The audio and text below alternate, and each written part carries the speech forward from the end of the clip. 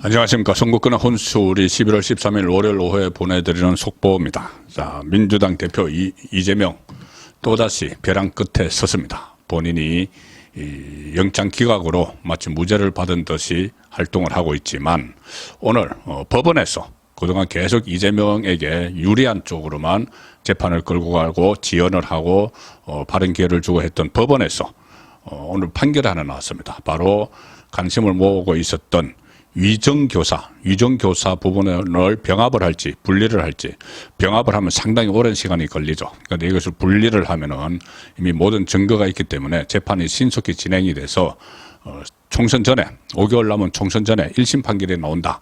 자, 그래서 그러면은 이재명에게 치명타가 된다.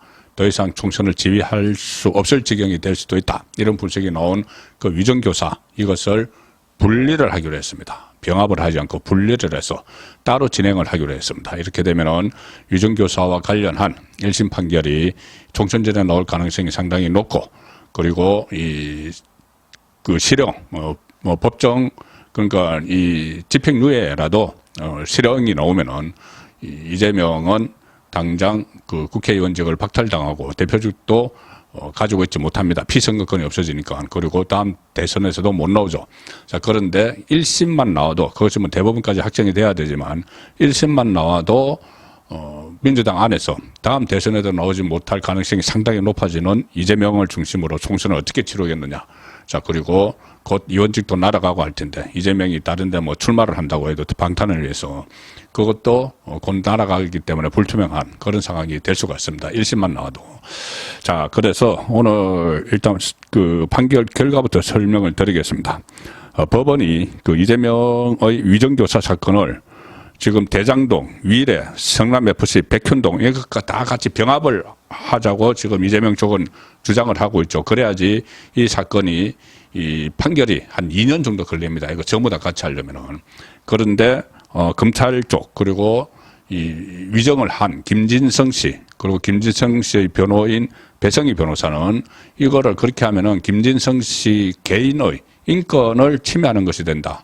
본인 재판을 빨리 끝내고 뭐 처벌을 빨리 받든지 해야 되는데 이거를 다른 사건, 이재명에 유리한 쪽으로 이재명 쪽의 사건에 다 묶어버리면은 김진성 씨의 인권이 침해되니까 빨리 이것을 분리해서 재판을 받아야 된다고 주장을 했는데 오늘 법원이 분리를 받아들인 겁니다.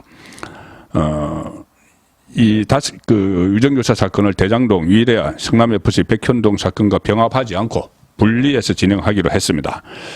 서울중앙지법 형사합의 33부조, 여기에 뭐 이재명 사건이 다 몰려 있는데 부장판사 김동현, 오늘 오후에 위정교사 혐의로 기소된 이재명과 공동 피고인 김진성 씨 첫 공판 준비 기회를 열고 병합 여부에 관해서 그 이재명 쪽이 계속 주장을 했죠.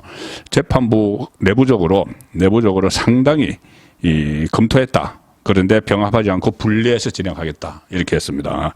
재판부는 이 사건은 대장동 사건이나 김진성 씨 같은 경우 대장동 사건과 관련이 없다. 이 사건은 대장동 사건과 관련이 없고 김진성 씨는 대장동과도 관련이 없다. 이 백현동만 조금 관련이 있죠.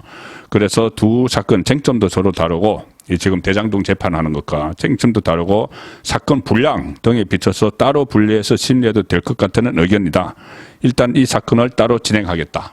자, 따로 진행해서 선고까지 바로 해야 되는데, 이것이 지금 재판부, 여기에 너무 많은 이목이 쏠려 있죠. 이거 재판부가 이 말도 안 되는 이 병합까지 해주면은 정말 이 재판부가 정치 재판부다, 편향됐다, 이런 비판을 받을 지경이 되니, 일단 이것은,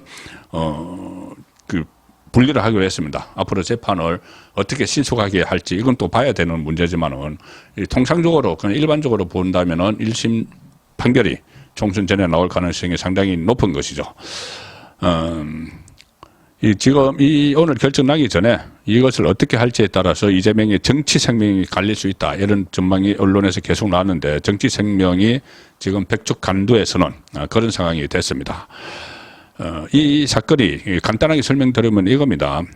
이재명이 변호사 할 때 분당 백궁 파커뷰 특혜 의혹을 KBS PD와 함께 취재하는 과정에서 검사를 사칭한 혐의로 벌금 150만 원을 확정받았는데 본인이 경기지사 후보 토론회에서 그것은 내가 누명을 쓴 거다. 이렇게 부인을 했기 때문에 허위사실 유포 혐의로 또 재판을 받았던 거죠. 그런데 그 검찰은 1심 당시에 이재명이 고 김병량 전 성남시장 비서 김진성 씨에게 전화를 해서 나에게 유리한 정언을 좀 청탁했다. 그러면서 위정교사 혐의로 추가 기소한 거죠. 그리고 이 당시 이재명이 김진성 씨에게 나에게 유리한 방향으로 좀 정언을 해다오. 뭐 그렇게 부탁을 하고 김진성 씨가 나는 내용을 잘 모른다고 하니까 우리가 변론서도 다 보내줄 테니까 우리가 시키는 대로만 하면 된다. 이렇게 이야기한 녹음 파일이 있습니다. 그리고 김진성 씨도 그것을 자백을 했죠. 내가 이재명에게 전화를 받아서 위정을 했다고. 그리고 저번에 영장을 기각한 이재명의 영장을 기각한 유창훈 판사도 이 부분은 위정교사 부분은 범죄 혐의가 소명된다고 이야기를 했습니다. 간단하죠. 범죄 혐의가 있다는 이야기입니다. 왜 그러냐면은 녹음 파일도 있고, 그다음에 김진성 씨가 자백을 다 했기 때문에. 자, 그런데도 이것을 병합을 해서 시간을 끌려고 했는데 그것이 무산된 겁니다. 자, 그러면 이 선거법 같은 경우는 벌금 100만 원 이상 받으면은 이 본인의 위원직도 날아가고 대표직 날아가고 다 그렇게 다 잃죠. 그런데 선거법이 아니고 이것은 일반 형사 사건인데, 자, 위정교사 이 사건의 경우에 이 그러니까 집행유예를 받더라도 실형 이상을 받으면은 이재명은 바로 대법원에서 확정이 되면은 다 잃습니다. 대표직도 날아가고 위원직도 날아가고, 그 다음에 다음 5년 동안 대선도 출마를 못하고, 그 다음 대선에 나올 수가 없는 그런 상황이 되는 것이죠. 자, 그러면은 과연 이런 실형을 받을 가능성이 있는가? 그것을 살펴보면은 충분히 실형 받을 가능성이 있다. 판사가 제대로만 판결을 한다면은 이 형법 152조에 보면 위정죄 그리고 위정교사죄도 똑같습니다. 5년 이하 징역이나 아니면 1,000만 원 그 이하 벌금에 차도록 되어 있습니다.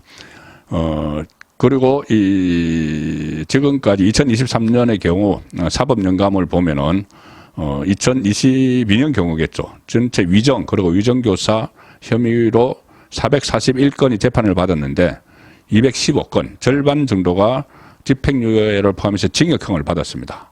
이게 사법방해에 해당하기 때문에 이 법원에서 엄중히 판결을 하는 것이죠.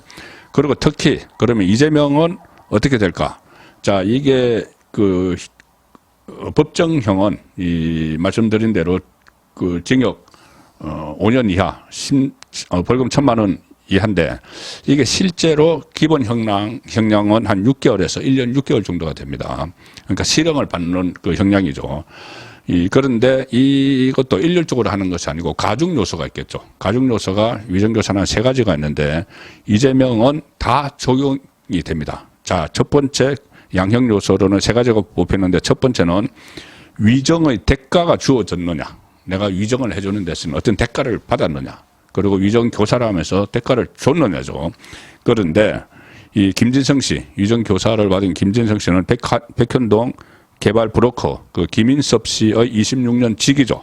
그래서 백현동 개발의 이익금 수십억 원, 약 절반 한 30억 원 가량을 약속을 받았다. 그래서 이것이 위정의 대가일 가능성이 농후하다. 그렇기 때문에 대가가 있었기 때문에 더 가중 요소가 되는 것이죠. 또 하나 가중 요소가 되는 것이 위정을 한 것이 재판에 실제로 얼마나 영향을 미쳤냐 이 부분입니다. 이 부분은 가령 예를 들어서 김진성 씨 이번 건 같은 경우는 김진성 씨가 위정을 함으로 해서 이재명은 당시 공직선거법 재판에서 무죄를 받았습니다. 그리고 김진성의 위정이 무죄에 결정적으로 작용을 했기 때문에 이재명에게는 가중 요소로 작용을 하게 된다. 그리고 이때 이 무죄를 받은 걸로 대법원에 가서 그때 권순일 재판 거래에 의해서 최종 확정이 됐죠. 그래서 대선에도 다시 출마할 수 있었고 그런 엄청난 혜택을 받기 때문에 이것도 가중 요소입니다. 그리고 또 하나 위정교사의 형량을 정할 때는 그 재판 자체의 중요도 이게 얼마나 중요한 재판이냐. 그럼 가령 예를 들어서 벌금 100만 원짜리 재판하고 살인사건 재판에서 위정한 거는 다르겠죠. 그런데 이재명 경우는 당시 공직선거법 재판 결과에 따라서 경기도지사직을 유지하느냐 혹은 박탈되느냐 이게 달려 있었죠. 거기다가 다음 대선에 출마하느냐, 출마하지 못하느냐 엄청난 게 달려있었기 때문에 상당히 중요한 재판이었죠. 그래서 이 세 가지 가중 요소를 하면은 이재명은 이 실형, 집행유예가 되더라도 일단 징역 얼마 이렇게 나오고 실형을 받고 집행유예가 되더라도 이재명은 의원직이 박탈당하고 상당히 정치적으로 재기하기가 어려워지는 그런 상황이 됩니다. 그래서 이게 물론 그 총선 전에 1심이 나오는 거지만은 1심이 나올 가능성이 상당히 크죠. 1심이 나오는 거지만은 이 정치 생명에 심각한 타격을 받을 수밖에 없는 것은 2심, 3심, 대법원까지 3심에서도 학업심을 존중하는 그 원칙이 있죠. 그래서 1심이 그대로 2심, 그대로 3심 대법원까지 가는 게 거의 대부분입니다. 그래서 1심만 총선 전에 딱 나와도 민주당 사람들은 과연 이재명 체제로 총선을 치를 수 있겠는가 이런 회의감이 생기게 되죠. 2심, 3심 확정되면은 배치도 날아가고 이 다음에 대권 주자도 아닌데 왜 이재명 때문에 이런 리스크를 안 하면서 우리가 총선을 치러야 하지 이런 회의감이 생길 수가 있습니다. 그러면은 이준석은 민주당 안에서 퇴출되겠죠. 그리고 집행유예가 아니고 실형, 실제로 구속이 될 가능성, 1심이 나오면서 법정 구속될 가능성도 있기 때문에 법정 구속은 이 방탄하고 상관없습니다. 그러니까 구속영장을 청구해야지 체포동의안을 표결을 하지 법정 구속은 법원의 판단이기 때문에 판결이기 때문에 체포동의안도 필요 없죠. 그래서 바로 1심에서 법정 구속이 되는 그리고 이 민주당에서 손절을 당하는 그런 가능성이 상당히 높아졌습니다.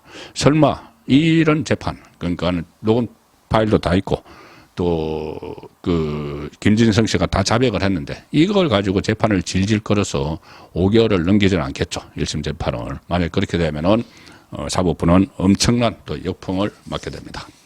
송국근의 혼술이었습니다.